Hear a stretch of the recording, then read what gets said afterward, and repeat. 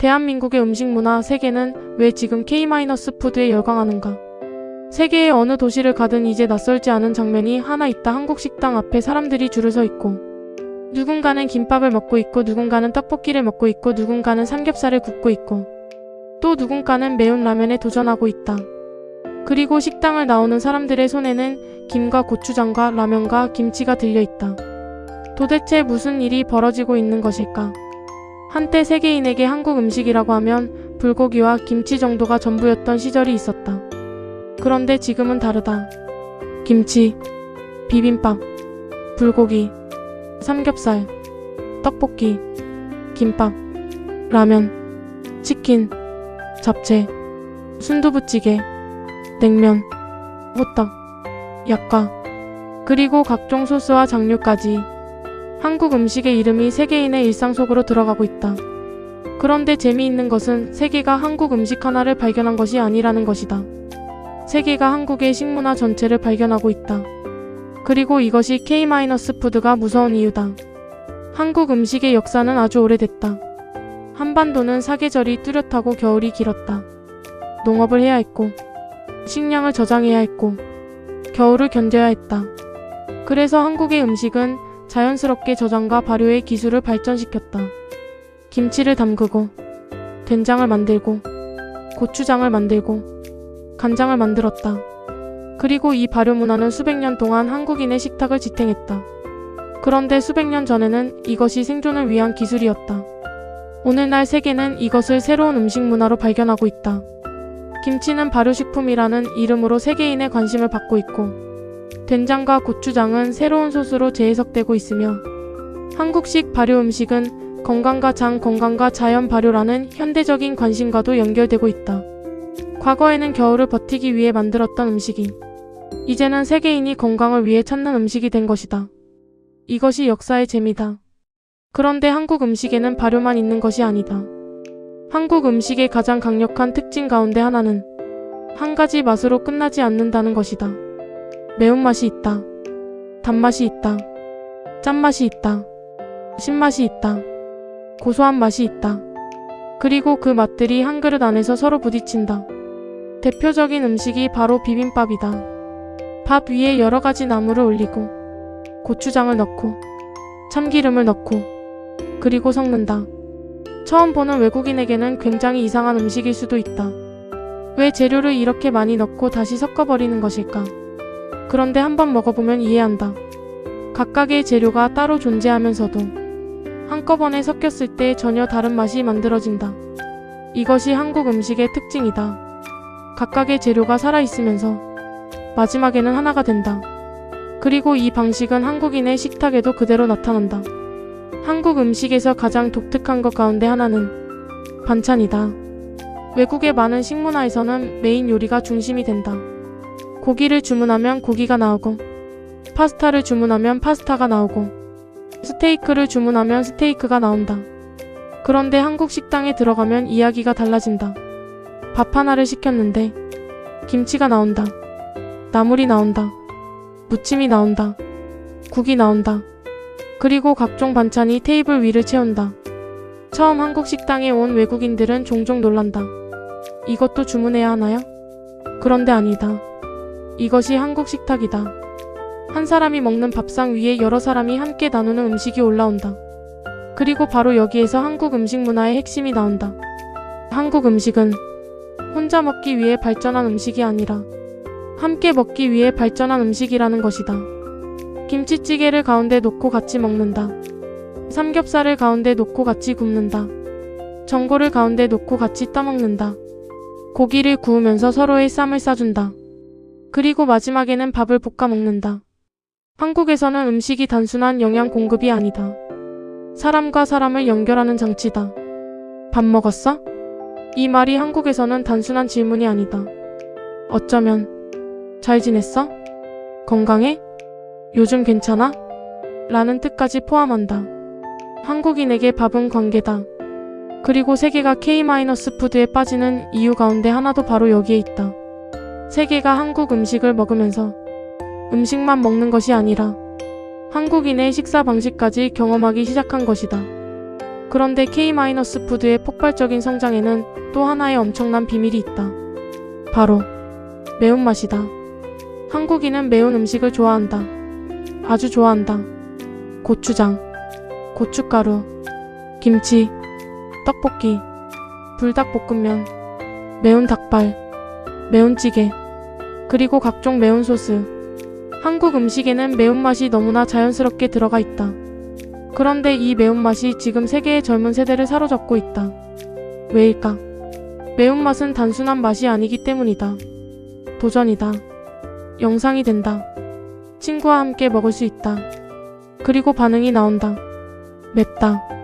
땀이 난다. 눈물이 난다. 물을 마신다. 그런데 다시 먹는다. 이것이 콘텐츠가 된다.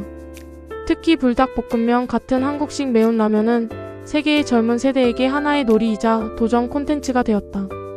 한국 음식은 먹는 순간 끝나는 음식이 아니라 먹는 과정 자체가 콘텐츠가 되는 것이다. 그리고 이것은 K-팝과 K-드라마의 성장과 정확하게 연결된다. 세계인이 한국 드라마를 본다. 드라마 속 주인공이 라면을 먹는다. 치킨을 먹는다. 삼겹살을 먹는다. 김밥을 먹는다. 떡볶이를 먹는다. 그러면 시청자는 궁금해진다. 저게 뭐지? 그리고 인터넷에서 찾아본다. 그리고 한번 주문해본다. 먹어본다. 맛있다. 다시 산다. 친구에게 소개한다. 그리고 어느 순간 한국 음식이 세계인의 식탁에 올라간다. 이것이 K- 콘텐츠와 K-푸드가 만들어내는 놀라운 선순환이다.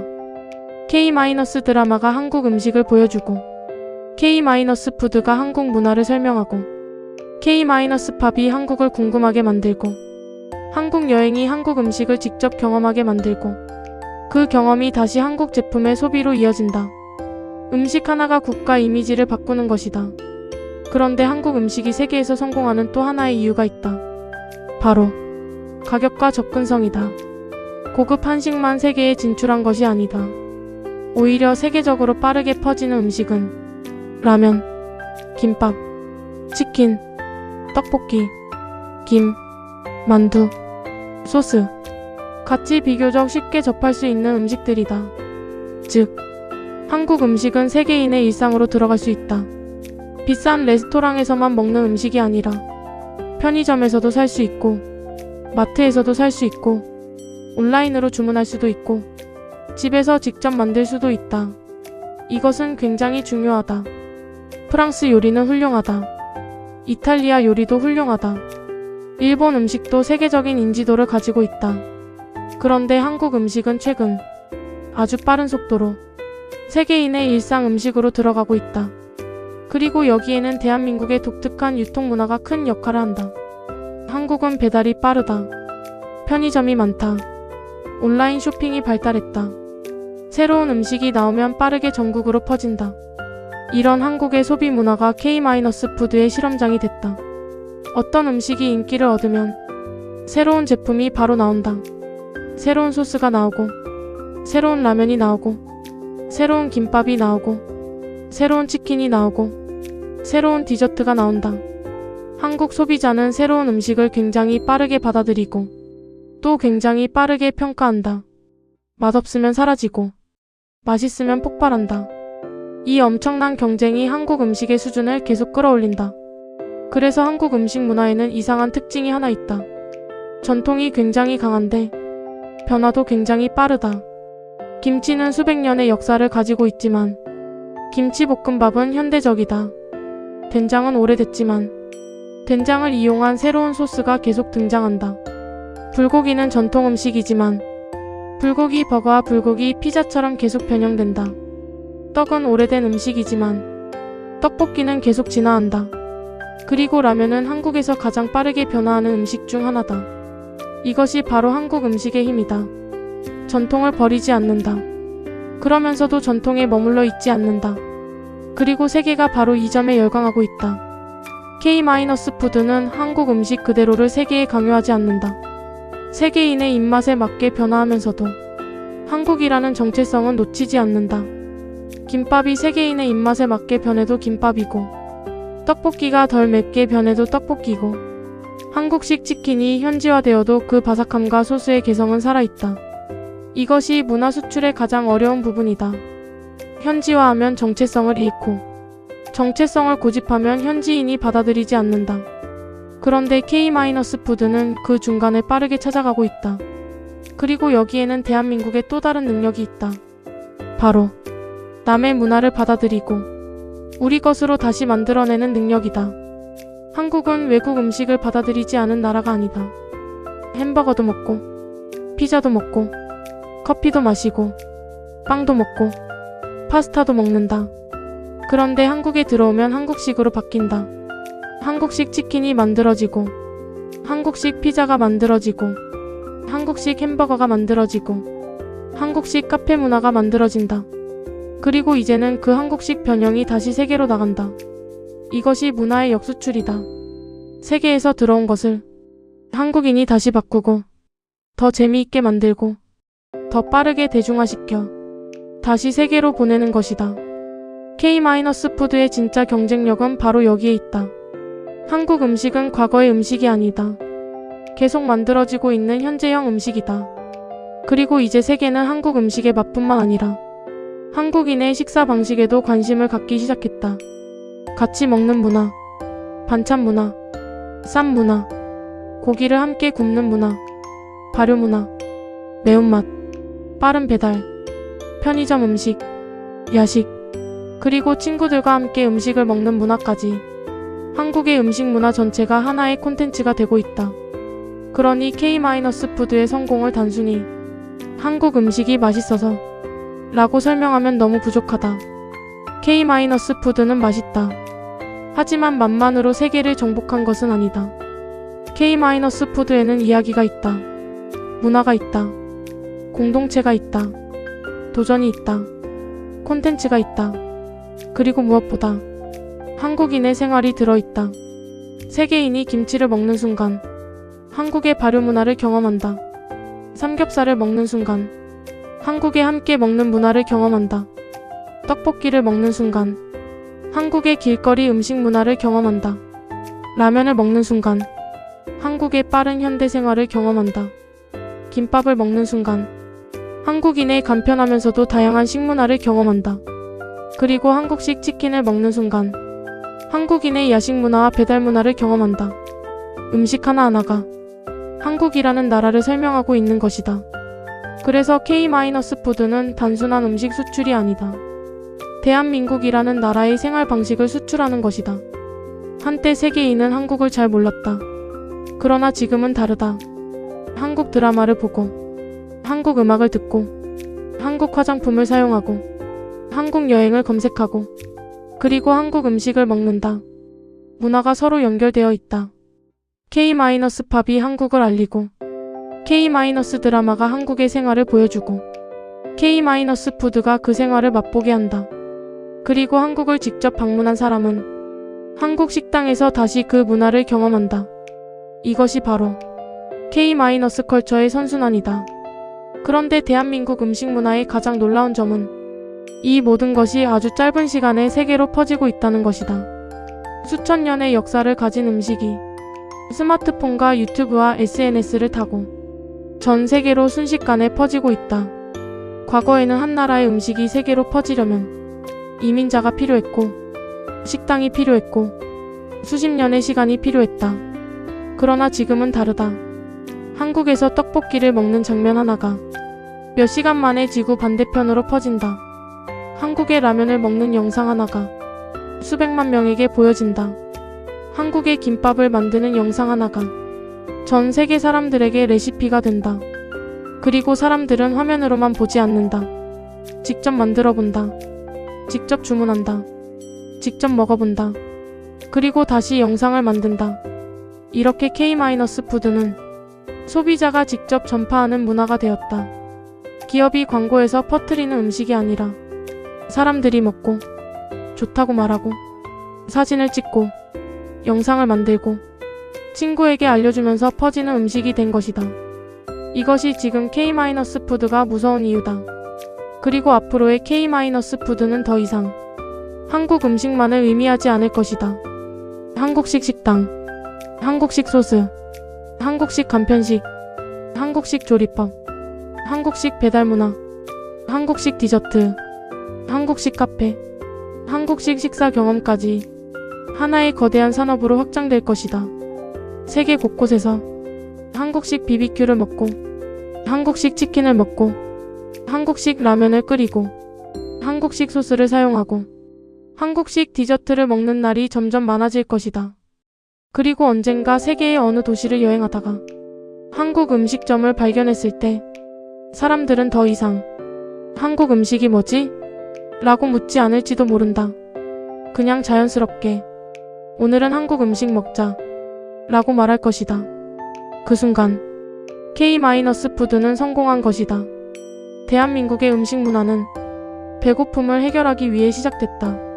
저장하기 위해 발효했고, 겨울을 견디기 위해 김치를 담갔고, 가족과 이웃이 함께 먹기 위해 음식을 나눴고, 빠르게 성장하는 사회 속에서 간편하고 강한 맛의 음식들을 발전시켰다.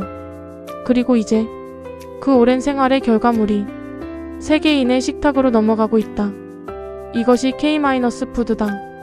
세계가 한국 음식에 열광하는 이유는 한국 음식이 특별히 하나의 완벽한 음식이기 때문이 아니다. 그 안에 한국인의 역사와 한국인의 생활과 한국인의 성격과 한국인의 속도와 한국인의 정이 모두 들어있기 때문이다.